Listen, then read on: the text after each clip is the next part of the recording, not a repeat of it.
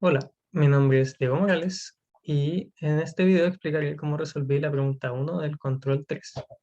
Bueno, la pregunta consiste en que se nos da el siguiente circuito que tiene 4 transistores MOSFET y se nos pide calcular la polarización de cada uno de los transistores, el voltaje Vout en DC, la ganancia de banda media, los límites de frecuencia y se nos hacen dos preguntas. Pasamos a la resolución del problema. Entonces, anotamos los datos que nos van a servir ahora y para calcular la polarización también vamos a calcular el voltaje out y de pasada vamos a ir calculando las polarizaciones de los transistores. Entonces, pasamos al análisis de C y apagamos la fuente de AC. Para calcular Vout, primero necesitamos calcular Vout 1. Notamos inmediatamente que BDS2 es igual a BGS2 y que Vout 1 es BDD menos BDS2.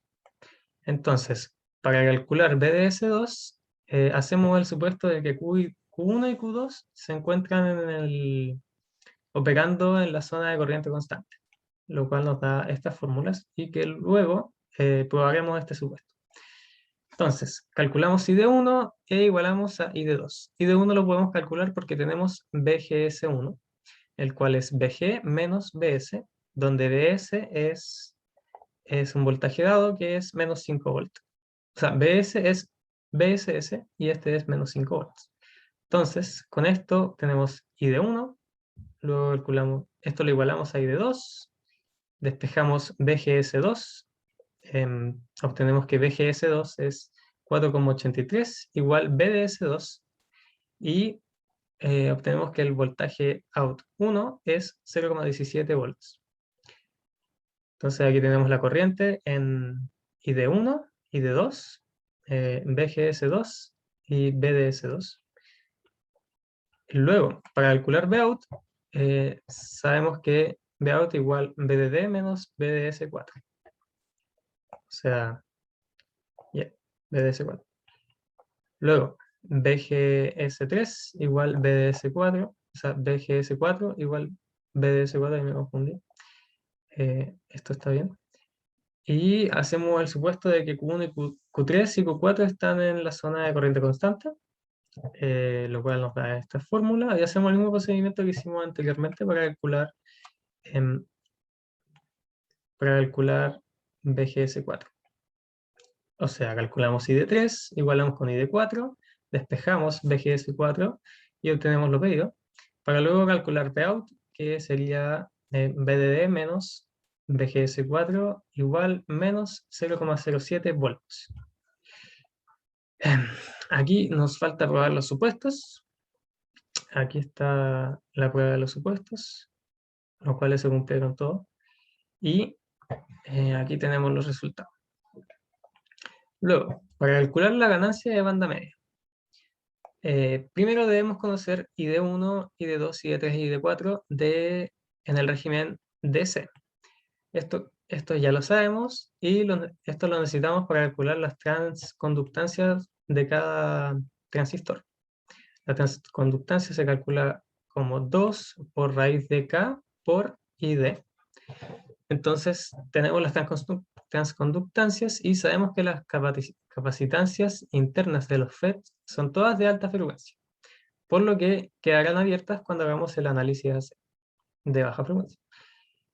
Entonces, apagamos las fuentes DC y borramos los condensadores del modelo de señal pequeña que son de alta frecuencia, obteniendo el siguiente circuito donde R0 es infinito, o sea, asumimos que es infinito porque no nos lo dan, y nos queda este circuito. Luego, para resolver esto, primero calculamos la resistencia equivalente de Q2 y de Q4. Aquí está el cálculo de la resistencia equivalente de Q2 y aquí está el cálculo de la resistencia equivalente de Q4, que es análoga a la de Q2.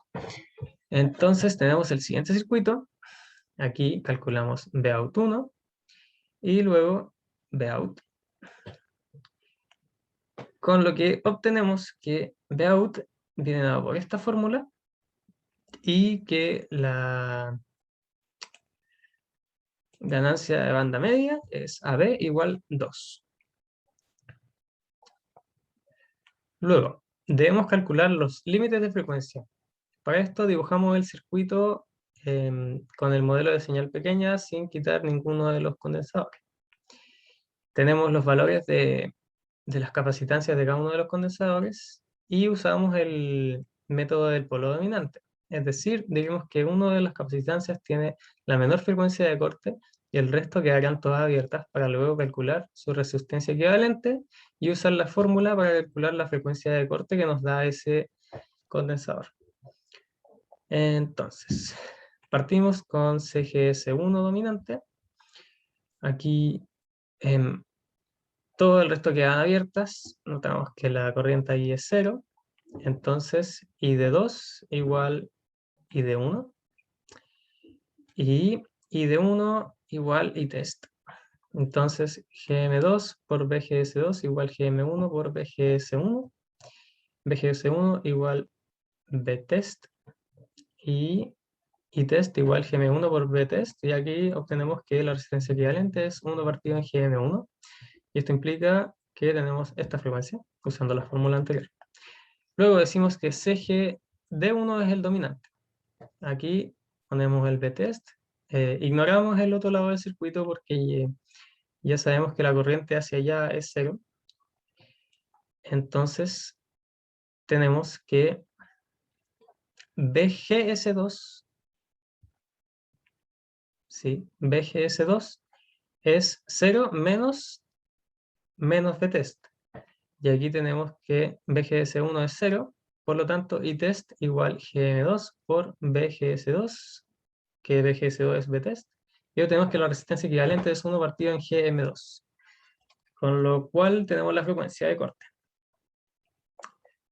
Luego hacemos que CDS1 sea el dominante, hacemos el cálculo, que está acá, y obtenemos la resistencia equivalente, y con esto la frecuencia de corte, y así sucesivamente con el resto de los condensadores. Todo esto estamos mirando el lado izquierdo de la figura. Y así sucesivamente, hasta que calculamos los 6 condensadores de los transistores. O sea, sí, calculamos la frecuencia de corte de los 6 transistores de los transistores de la izquierda. Luego, vamos a asumir que las capacitancias de la izquierda son todas abiertas y por lo tanto Vout 1 es 0, es decir, una tierra. Entonces el circuito nos queda como algo análogo a todo lo que calculamos anteriormente. Lo que cambiaría sería simplemente GM2 o sea, GM1 y GM2. Entonces tenemos que las fórmulas para las frecuencias de corte de todos los condensadores de los transistores 3 y 4 son estas. Luego pasamos a reemplazar en las fórmulas los valores que ya tenemos. Obtenemos todos estos resultados y notamos que F de CGS2 es la menor. Y aquí, como ya sabemos, estamos tratando con condensadores de alta frecuencia. Es decir, son condensadores son filtros de pasa alta. ¿Ya? Ahí lo noté mal en el...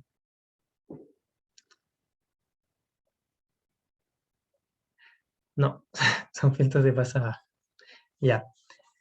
Esta es la menor frecuencia calculada y como todos los condensadores del transistor son de alta frecuencia, entonces la frecuencia de corte es PCGS2. Y es un filtro de base baja. ¿Ya? No calculamos la paralela, ya que estamos trabajando con frecuencias de orden muy alto, y por lo tanto la diferencia entre una y la otra es también muy alta. Entonces, la pregunta E nos dice qué creemos que es la ventaja más significativa de esta topología circuital.